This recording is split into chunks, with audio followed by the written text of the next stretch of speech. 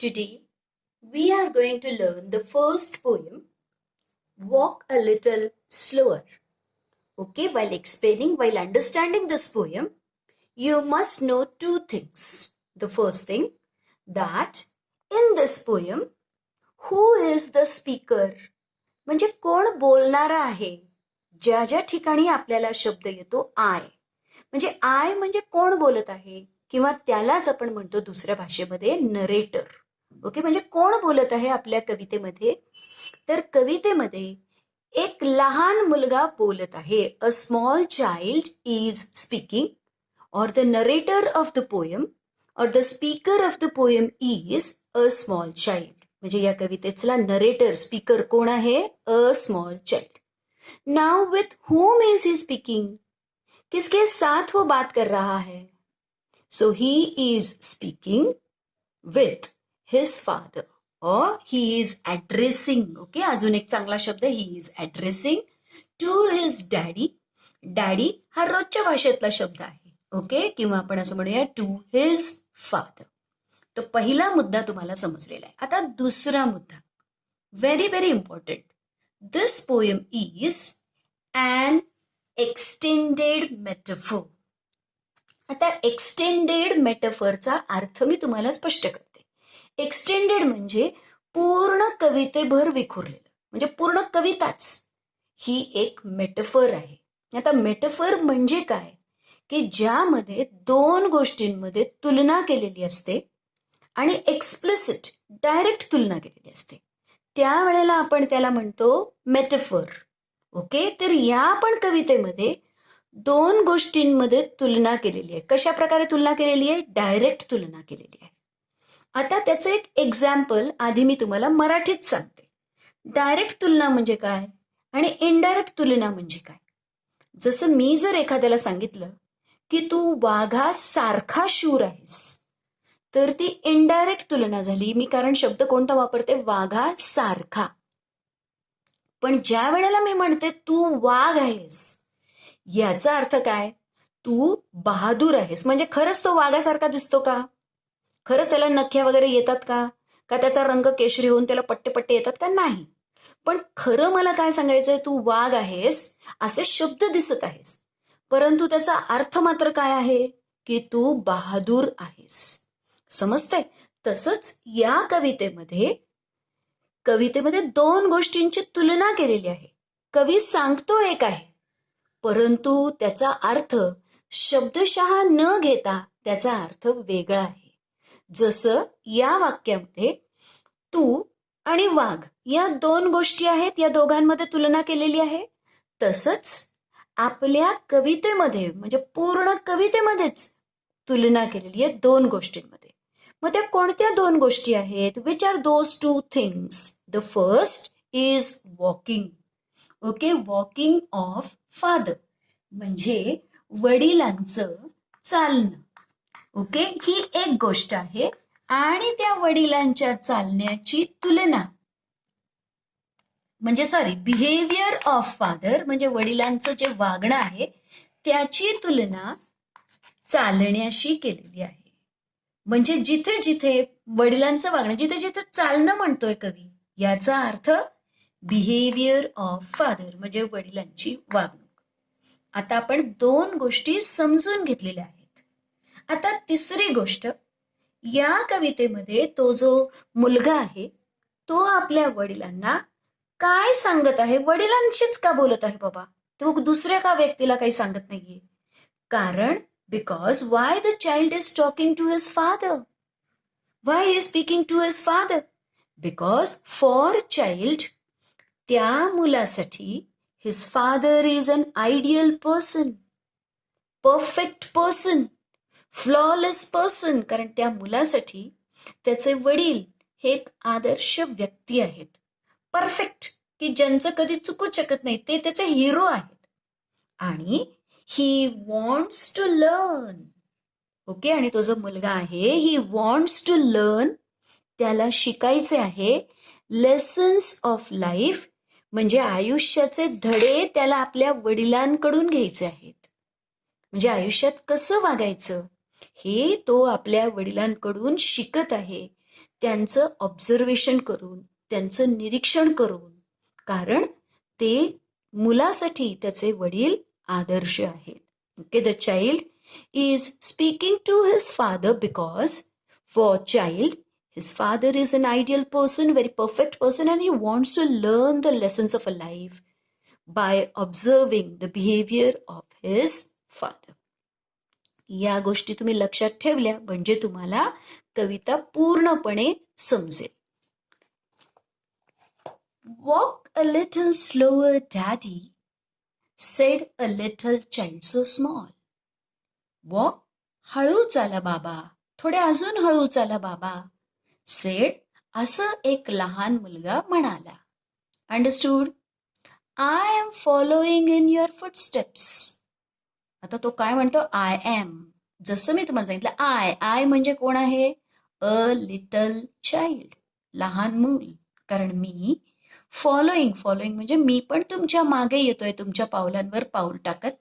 And I don't want to fall.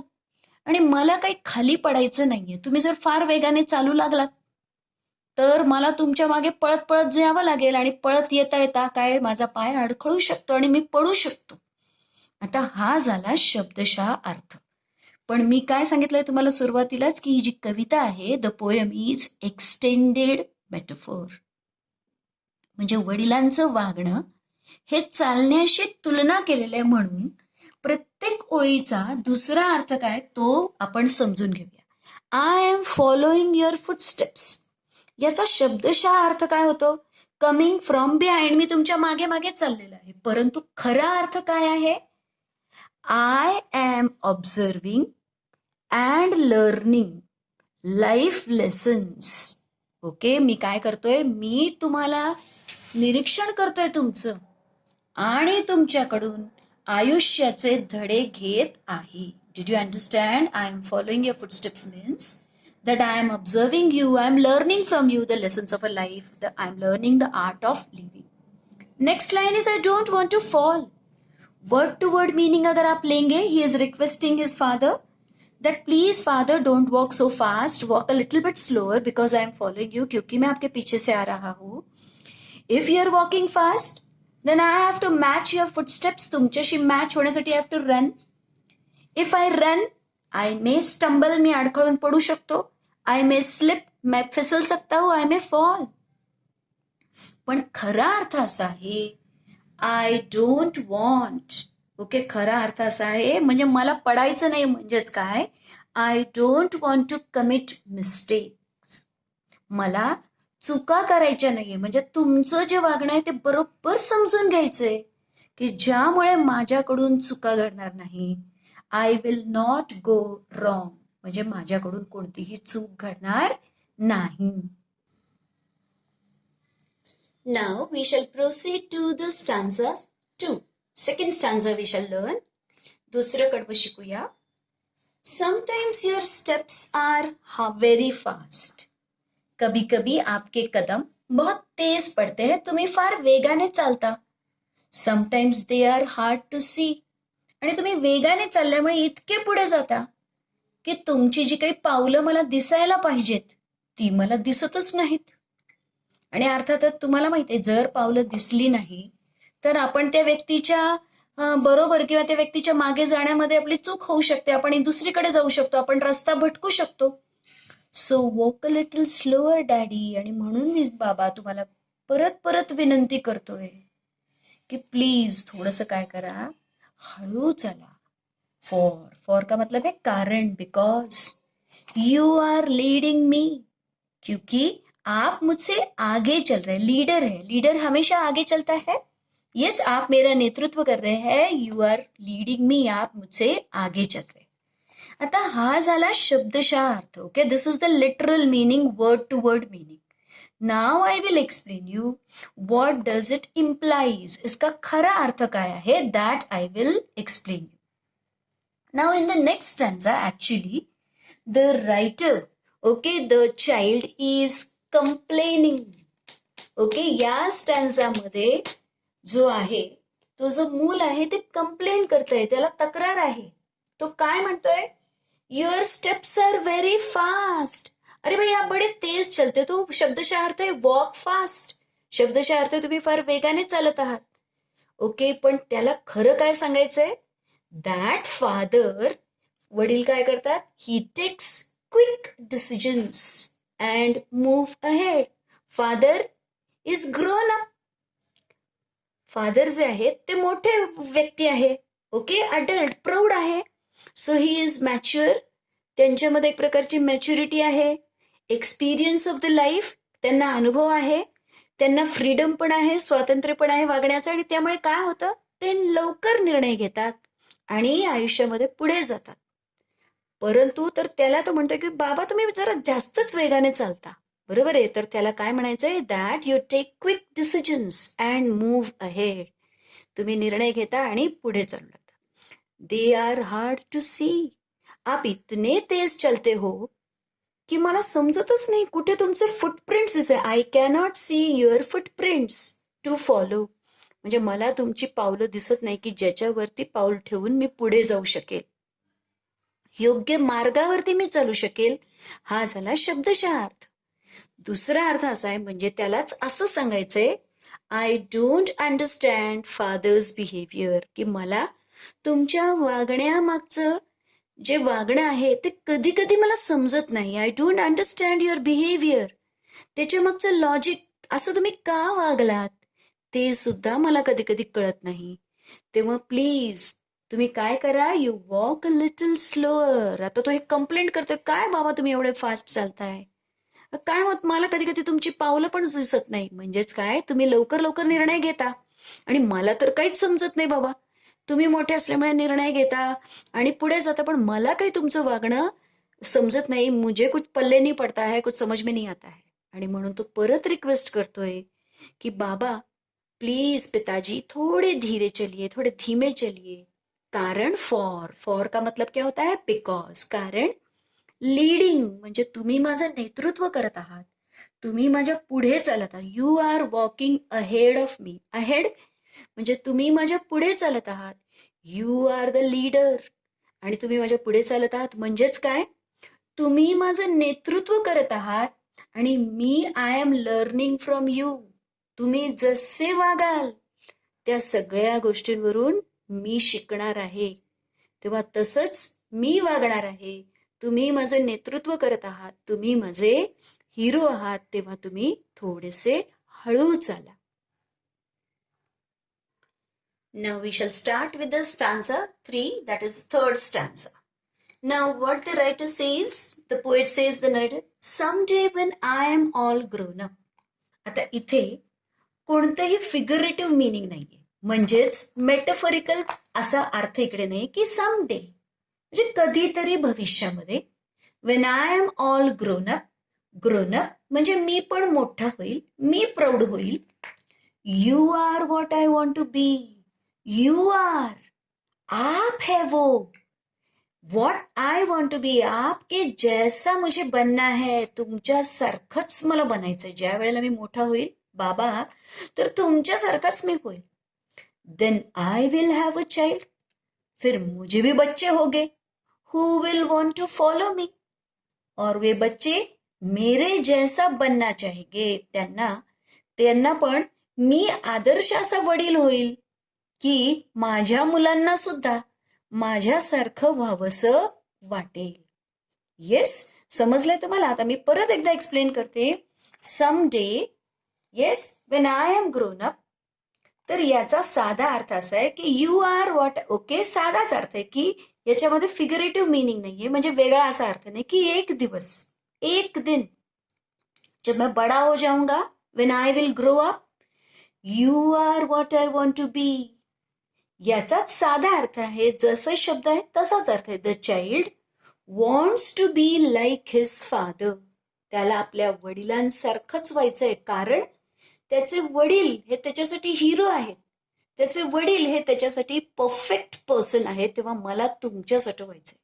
या 2 ओळींमध्ये त्याला आपल्या वडिलांवरती असणारा पक्का विश्वास किंवा आपल्या वडिलांबद्दल असणारा डीप रिगार्ड्स, ओके, खूप असं खोलवर असणारा रिस्पेक्ट दिसत आहे. Okay, he is not at all doubtful. नाही, त्याला वाटतं नाही मुझे अपने पिताजी जैसा ही बनना है. Then I will have a little child. इथे सुद्धा फिगरेटिव्ह मीनिंग नाही. The child will be a father. म्हणजे मला मुलं होतील म्हणजे तो जो लहान मुलगा आहे तोच वडील होईल आणि त्याला मुलं असतील. म्हणजेच काय होईल, आत्ताचा असणारा लहान मूल पालकांच्या भूमिकेत जाईल, तो पण उद्या एक वडील होणार आहे. He will be in the role of father.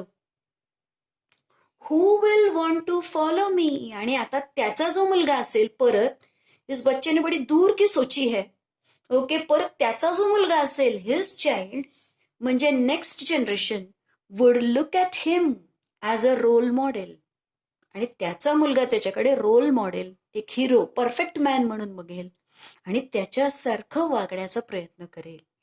म्हणजेच त्या मुलाला सांगायचंय, बाबा तुमचं हळू चालणं किंवा तुमचं वागणं मला समजणं, त्याच्यासारखं मी वागणं किंवा मी आयुष्याचे धडे शिकणं किती महत्वाचं आहे. कारण त्याचा परिणाम फक्त माझ्यावर होणार आहे असं नाही, तर पुढच्या येणाऱ्या सगळ्या पिढ्यांवर होणार आहे. कारण उद्या मी वडील होणार आहे, माझा मुलगा मला बघून शिकणार आहे. So what he says, it is very very important that you walk slower. खूप महत्वाचं आहे की तुम्ही हळू चाललं पाहिजे, कारण त्याचा परिणाम हा फक्त वर्तमान काळावर नसून it will impact on the future, all the generations to come. येणाऱ्या सगळ्या पिढ्यांवर त्याचा परिणाम होणार आहे. Now we start with the stanza number 4. Okay, this is also not very difficult. In this also there is no figurative meaning. म्हणजे जे शब्दशः अर्थ आहे तेवढाच अर्थ आहे, दुसरा असा अर्थ नाही. I want to lead just right. Okay, lead म्हणजे मला नेतृत्व करायचं आहे. And I would want to lead just right. Lead म्हणजे मला नेतृत्व करायचं आहे. राईट म्हणजे अगदी बरोबर. म्हणजे मी ज्या वेळेला वडील होईल त्यावेळेला माझा मुलगा माझं वागणं बघून माझ्याकडून शिकणार आहे. त्यावेळेला मला योग्य प्रकारे नेतृत्व करायचं आहे. And now that I was true and know that I was true. शिवाय त्यावेळेला मला ट्रू, खात्री असायला पाहिजे की हो, मी जे वागत आहे ते बरोबर आहे. म्हणजे माझा मुलगा जर माझ्यासारखं वागला तर मला कोणती हरकत असायला नको. म्हणजे जर तुम्ही चांगले वागलात, तुमचं जर वागणं मला समजलं तर मी चांगला वागेल, आणि मी चांगला वागलो तर मला खात्री असेल की माझा मुलगा त्याच्या पावलावरती पाऊल टाकून माझं ज्या वेळेला वागणं निरीक्षण करून शिकत असेल तर मला त्याबद्दल शाश्वती राहील, मला त्याबद्दल चिंता वाटणार नाही. जे काही चाललंय ते योग्य चाललंय असं मला वाटेल. सो आणि म्हणून बाबा, walk a little slower for I must follow you. आणि शेवटी तो म्हणतोय मस्ट. ओके, मस्ट शब्द त्याने वापरलाय की खरंच दुसरं कोण आहे की ज्याच्याकडून मी शिकणार आहे. I must follow you. मला तुमचं जे काही वागणं आहे त्याच्यापासून शिकलंच पाहिजे, ही माझी एक प्रकारची जबाबदारी पण आहे. म्हणजे तुमच्याकडून जे काही शिकलेलं आहे ते अंगीकारणं ही माझी एक प्रकारची जबाबदारी पण आहे. I want to lead just right याने मुझे I want to in future.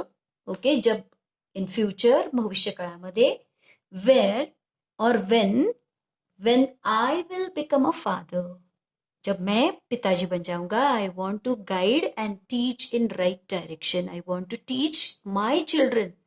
I want to take my children in a right direction and know that I was true. शिवाय I want to be sure about myself. ज्या वेळेला मी वडिलांच्या भूमिकेत जाईल त्यावेळेला मला एवढा विश्वास असायला पाहिजे की मी जे करत आहे ते योग्य आहे, की त्यामुळे माझी मुलं पण चांगली घडतील. सो आय मस्ट म्हणजे दुसरं कोणी नाहीच आहे. No one else is there but you. मी तुम्हाला फॉलो करणं आवश्यकच आहे. अशा रीतीने एक मुलगा आपल्या वडिलांना सांगतोय की बाबा, तुम्ही मला जरा वेळ द्या. ओके, तुम्ही माझ्याकडे लक्ष द्या. तुमचं वागणं आहे ते मला पटू दे, मला सगळं कळू दे. मी अनुभवी नाहीये, पण तुम्ही तुमच्या अनुभवातून मला मार्गदर्शन करा की ज्याचा फायदा पुढच्या अनेक पिढ्यांना होणार आहे.